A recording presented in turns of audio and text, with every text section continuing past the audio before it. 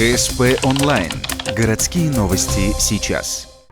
Наконец-то летняя погода, с радостью говорят горожане. Правда, наступление такого сухого тепла не очень-то радует пожарных. У них, мягко говоря, прибавилось работы. С наступлением шашлычно-дачного сезона у людей словно отключается инстинкт самосохранения, и они забывают о мерах предосторожности. Но малейшее пренебрежение грозит серьезными последствиями.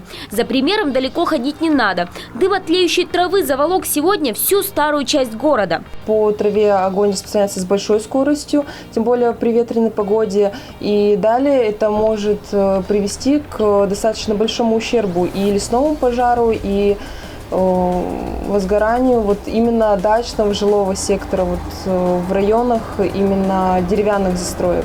В нашем северном районе пожароопасный период начался в прошлую пятницу, 13 мая. Теперь для горожан действуют определенные требования для использования открытого огня.